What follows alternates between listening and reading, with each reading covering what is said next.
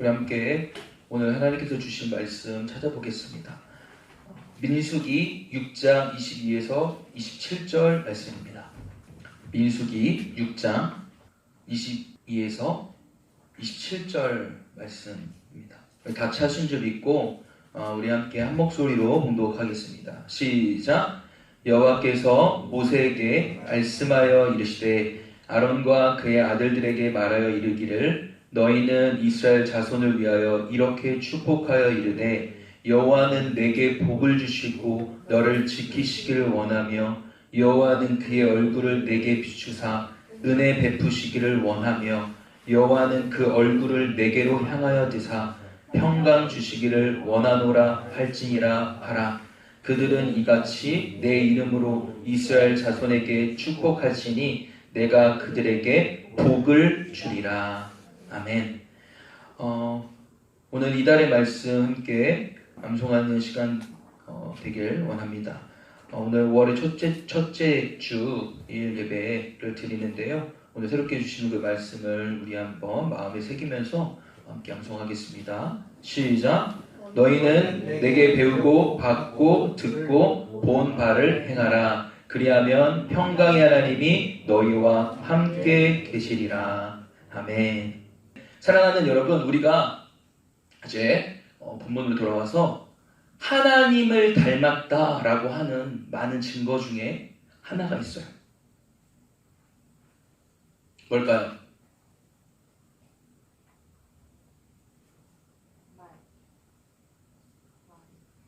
오리? 말. 네. 박수. 네, 맞습니다. 여러분, 하나님을 닮았다라고 하는 많은 증거 중에 대표적인 거 하나가 우리 언어에 권위를 주셨다라는 겁니다. 여러분, 요한복음 1장 1절 말씀에 보면 태초에 말씀이 계셨고 이 말씀이 하나님과 함께 계셨고 또한 그 말씀이 하나님이시다라고 말씀합니다. 그리고요, 그 말씀으로 이 세상을 창조하셨고 선포하는 대로 이루어졌다라고 말씀하시는데요. 이처럼 하나님의 형상으로 창조된 우리, 그렇다면 하나님을 닮았겠죠. 자녀들이니까. 그렇기에 우리에게도 그 말의 권세가 있습니다. 말의 영향력이 있다라는 겁니다. 저주의 말을 하느냐 축복의 말을 하느냐에 따라 인생이 달라집니다. 미래가 달라집니다. 세상이 달라지고 사람이 달라집니다. 말은 대단한 힘을 가지고 있어요. 여러분, 재판장에서 판사가 사형 선고를 하면 죄인은 그 순간부터 사형수로 평생을 살게 됩니다. 모르는 남녀가 어느 날 만나가지고 눈이 맞아가지고 내가 평생 내가 30년 동안 내가 모르고 살았는데 한눈에 눈에 반했어. 그래서 상대가 나랑 결혼해 줄래? 하고 평생을 같이 살래? 이렇게 하면서 이렇게 달달하게 이제 끈적끈적하게 다가가요. 그러면 예! 하고 응답을 하면 평생을 남남으로 살았던 그 사람들이 부부가 됩니다. 말은요, 보이지 않지만 살아 움직입니다. 잠언 6장 2절에 보면 우리가 계속 잠언 나누고 있죠. 6장 2절에 보면 내 입의 말로 네가 얽혔으며 네 입의 말로 인하여 잡히게 되었느니라 말씀합니다. 말이 얼마나 힘이 있는가를 실제로 실험한 것이 있어요. MBC, 우리가 너무 잘 아는 공영방송이죠. MBC 텔레비전에서 방영한 것을 보았습니다. 근데 꽤 오래전이에요. 한 6년 전? 여러분들 6년 전이면 여러분 몇 살인가요? 초등학생인가? 중학생 아니죠. 초등학생이지. 6년 전에 있었던 것인데 꽤 오래된 일이에요. 햅쌀로 지은 밥을 유튜브 치면 여러분들 바로 볼 수 있어요. 햅쌀로 지은 밥을 유리병에 담았어요. 햅쌀로 지은 밥. 유리병에 2병에 담아서 아나운서들에게 2병씩 나눠 드렸습니다. 근데 한 병에는 특이한 점이 뭐냐면 한 병에는 고맙습니다라는 그 글귀를 써서 문구를 붙였고 그래서 그 병에 있는 그 쌀을 향해서 계속 고운 말을 하고 칭찬의 말을 하고 고맙다라고 계속 이야기를 하는 거예요. 근데 한 병에는 짜증나라는 그 문구를 적어놓고 계속 욕설을 퍼붓습니다. 야, 너 냄새나, 너 맛없어, 너 짜증나. 그렇게 했던 결과가 어떻게 나온 줄 아세요? 사주 뚜껑을 활짝 열어보니까 고맙습니다라는 그 병에서는 하얀 곰팡이가 구수한 냄새를 피우고 있는 반면에 짜증나라고 계속 욕설을 들었던 그 병에서는 거무스름한 곰팡이가 심한 악취를 풍기고 있었다라고 합니다. 여러분, 말의 힘을 보여주는 시험이었습니다. 여러분들이 사용하는 말은 축복의 말인가요? 많이 맞나요? 아니면 부정적인 말, 아니면 욕하는 말, 저주스러운 말이 맞나요? 여러분, 그 말 그대로 인생은 흘러갑니다. 말 한마디는 마음에서 태어나 마음에 씨를 뿌리고요, 생활에서 열매를 맺습니다. 잠언 18장 21절에 보면 죽고 사는 것이 혀의 권세에 달렸나니 혀를 쓰기 좋아하는 자는 그 열매를 먹으리라 말씀합니다. 따라서 여러분, 복되고 아름다운 삶이 되길 원하세요? 아니면 맨날 우울하고 지치고 의기소침한 삶이 되고 싶은가요? 아무도 우울하고 지치고 의기소침한 삶을 살기 원치 않을 거예요. 전사님도 그렇고 선생님도 그렇고 여러분들 모두가, 우리 모두가 복되고 힘있고 아름다운 인생이 되기를 원합니다. 아멘? 그렇다면요, 축복의 말을 선포하는 저와 여러분 되기를 바랍니다. 또한 축복의 말을 전해주는 사람들 되기를 바랍니다. 서로 함께 인사하겠으면 좋겠습니다. 네, 오늘 우리 인성이, 네, 또 우리 세진이, 옆에 있는 우리 앞에 있는 우리 친구들, 우리 같이 서로 인사했으면 좋겠습니다. 예수님의 이름으로 사랑하고 축복합니다. 네, 사랑하는 우리 고등부 여러분, 정말 예수님의 이름으로 정말 진심으로 사랑하고 축복합니다. 여러분들의 인생이 정말 예수 그리스도로 인하여 복되었으면 좋겠고 잘 풀렸으면 좋겠고 날마다 활짝 그 미소가 지었으면 좋겠습니다. 우리의 말로 누군가를 축복한다는 것은 참 귀한 일입니다. 왜냐하면 우리가 누군가를 축복할 때에 그 사람은 하나님의 은혜를 누릴 수 있게 되기 때문이에요. 27절 우리 한번 읽어볼까요? 27절 우리 27절 우리 한번 다 같이 읽습니다. 시작. 그들은 이같이 내 이름으로 이스라엘 자손에게 축복할지니 내가 그들에게 복을 주리라. 이같이 내 이름으로 이스라엘 자손에게 축복할 때에 내가 그들에게 복을 줄 것입니다. 내가 그들에게 복을 줄 거야 라고 말씀하는 거예요. 오늘 본문은 특별히 하나님께서 모세를 통하여 아론과 그의 아들들에게 주신 기도문인데요. 근데 특별한 것은 축복의 기도문입니다. 그래서 이것을 타이틀을 아론의 축복이라고도 하고 이것을 말씀을 근거로 해서 찬양도 있어요. 그리고 이들의 이 구체적인 직분이 제사장이기 때문에 제사장의 축복이라고도 말씀합니다. 성경은 소제목에 제사장의 축복이라고 나와 있을 거예요. 사실 제사장은요, 어떤 사람들이었냐? 제사장이 어떤 사람들을 아세요? 바로 제사장은 이스라엘 지파 중에서 분깃이 없는 사람들이었어요. 분깃이 없다는 건 뭐냐면 땅을 분배받지 못하고 재산을 받지 못했어요. 쉽게 말해 재산이 없었어요. 다른 이스라엘 지파들은 땅을 다 유업을 받았는데 모세를 비롯한 아론이 속해 있는 그 레위 지파, 그 제사장 지파는요, 따로 기업이 없었습니다. 왜냐하면 그들은 하나님만이 그들의 유업이었기 때문입니다. 눈에 보이는 재산은 그들에게 없었지만 눈에 보이진 않지만 분명히 살아계신 그 하나님이 그들의 전 재산이 되셨습니다. 그들을 통해서 하나님은 축복을 전하셨고요. 그들을 통해서 이스라엘 백성들이 우상 숭배하여 타락하여 하나님을 떠나갔을 때 약속의 말씀을 제시하면서 다시 돌아와야 된다. 여호와께 돌아와라. 그러면 네가 살 것이다. 라고 말씀하며 심판을 대행하며 하나님의 약속을 전해줬던 중재자였어요. 그러므로 제사장의 역할이 무엇일까요? 하나님과 백성을 연결하는 중요한 통로였고요. 하나님의 백성을 특별히 축복할 수 있는 권한이 있었던 사람이었습니다. 이스라엘 백성들은 제사장을 통하여 하나님 앞으로 나아갈 수 있었고요. 제사장을 통하지 않고는 나아갈 수 없었어요. 제사장을 통하여 하나님을 만났고 그리고 제사장이 여호와 이름으로 축복하면 축복하는 내용대로 그대로 이루어주시는 역사가 일어난 겁니다. 여러분, 이 말씀을 통해 두 가지를 우리는 알 수 있어요. 첫 번째, 주의 종을 통하여 하나님의 입술에서 나오는 그 말씀을 통하여 하나님 복과 은혜를 주신다라는 겁니다.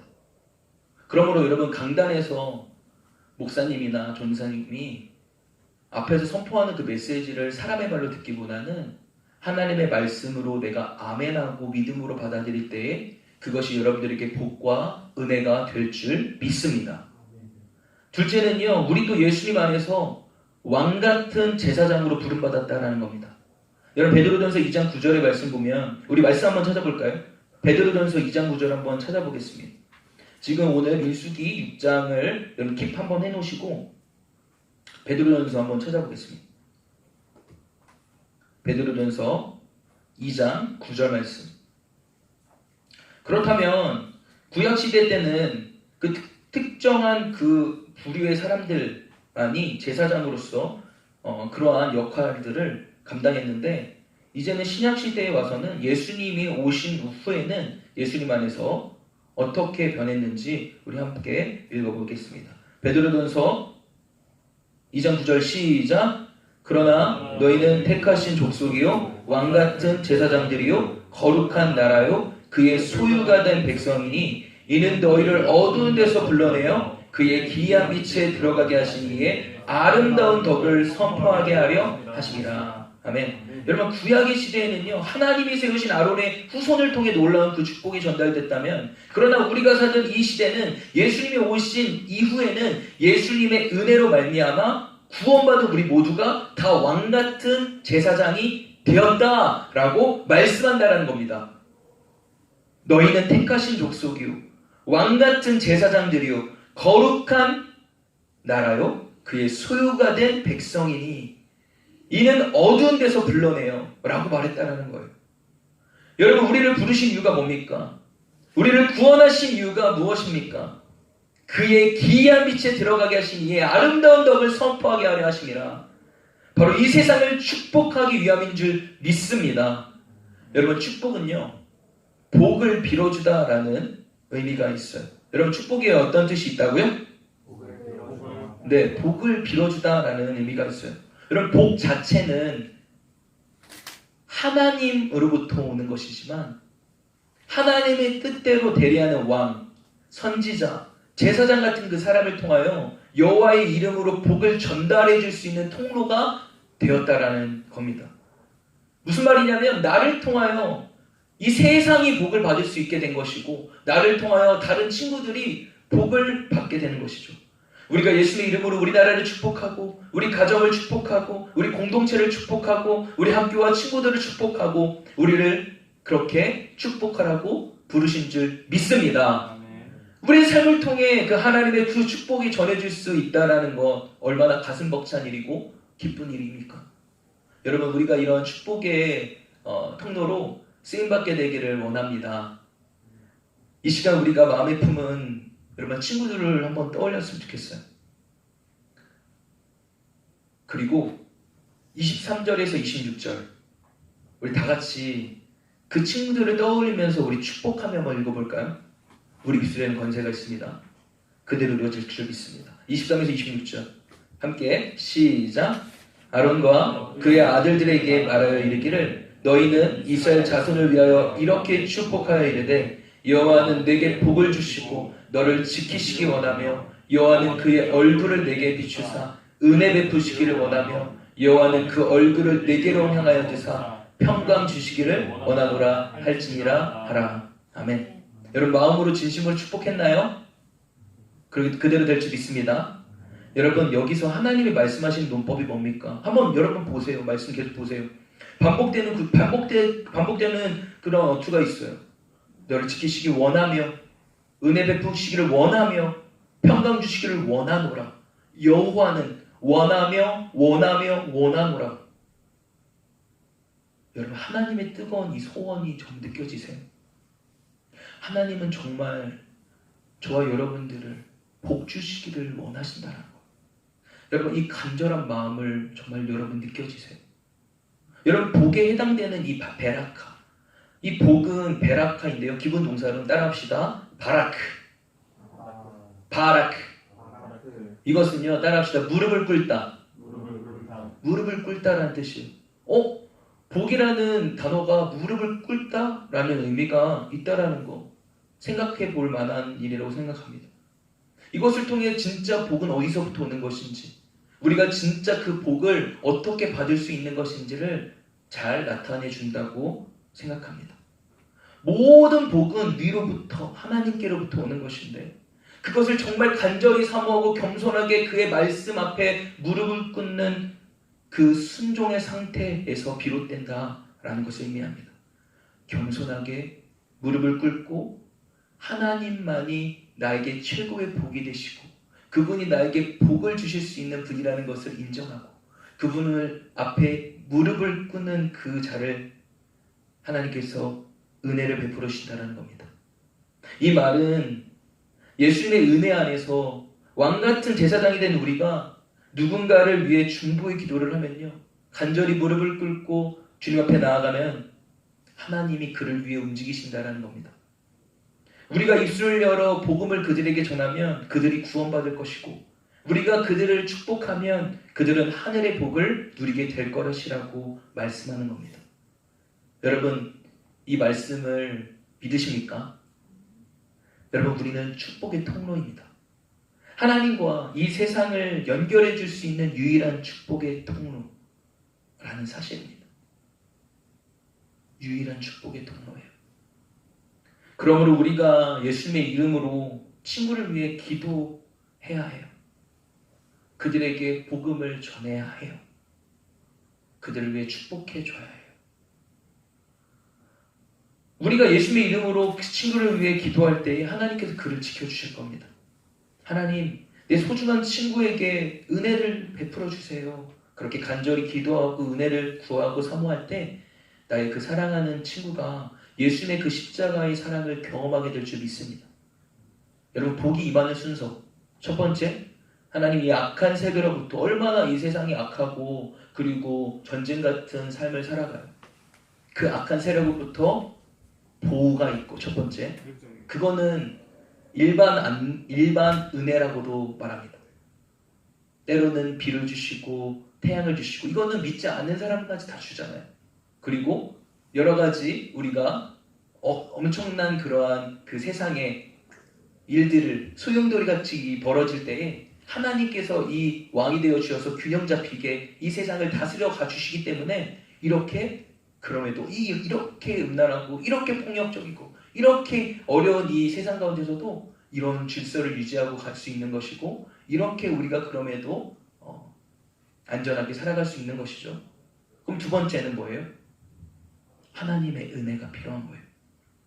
은혜는 예전에 드린 적도 있는데, 자격 없는 사람에게 주시는 선물이라고 이야기 드렸어요. 바로 예수 그리스도의 그 복음, 그 복음의 은혜를 깨닫는 겁니다. 이 은혜를 알는 것, 이 은혜가 임하는 것까지 임하면 마지막 세 번째 단계가 뭐냐면 평강의 축복을 받는 겁니다. 샬롬이라고 하죠. 네. 여러분, 우리 서로 함께 이렇게 다시 한번 인사해 주겠습니다. 서로 보면서 인사합시다. 샬롬. 네. 아유, 너무 무거운데? 우리 함께 웃으면서 함께 인사해 주겠습니다. 우리 오른손 한번 손 들어주면서 한번 인사합시다. 샬롬. 샬롬. 네. 여러분, 샬롬이라고 하죠. 첫 번째, 보호해 주시는 복. 두 번째, 은혜. 세 번째 단계, 평강. 샬롬의 원뜻이 뭐냐면 에덴 동산에서 범죄하기 전 아담과 하와가 누린 복의 상태를 가리킵니다. 범죄하기 전에 아담과 하와가 누린 복은 부족함이 없는 상태, 완전한 상태. 신약에서 이것을 충만이라고 표현해요. 하나님과의 아주 친밀하고요 행복한 관계를 누렸던 상태가 샬롬인 겁니다. 하나님은 최종적으로 이 복을 주고 싶어 하신다는 거예요. 27절 우리가 마지막으로 읽어보겠습니다. 27절 있습니다. 시작. 그들은 이같이 내 이름으로 이스라엘 자손에게 축복할지니 내가 그들에게 복을 주리라. 분명히 약속합니다. 사랑하는 여러분, 우리는 왕같은 제사장들이라는 거예요. 예수님의 이름으로 축복하십시오. 그대로 이루어지실 줄 믿습니다. 여러분들이 축복을 빌면 그대로 이루어질 겁니다. 나의 의가 아니에요. 나의 공로가 아니에요. 내가 어떤 능력이 있어서가 아니고요. 예수님의 이름으로 나아가십시오. 그때 나를 통하여 이 세상이 친구가 복을 받을 것입니다. 제사장 한 사람을 통해 이스라엘 민족이 복을 받은 것처럼 많은 사람이 아니라 저와 여러분 한 사람 한 사람이 너무 중요해요. 한 사람 한 사람을 통해 이 나라가 복을 받고 가정이 복을 받고 가문이 복을 받고 학교가 복을 받고 제사장 한 사람을 통해 이스라엘 공동체가 복을 받는다는 사실을 꼭 기억하시고 축복의 물줄기를 여러분들이 받았던 이 은혜와 이 복을 닫지 마시고 활짝 열어서 흘려보내시고 이후로는 계속해서 이 축복을 확산시켜 나가 이것이 계속 거대한 그런 물줄기 계속해서 이것이 확장 재생산되어 이 세상을 정말 변화시키고 온전한 샬롬을 이루는 축복의 사람들 모두 되기를 바랍니다. 아멘.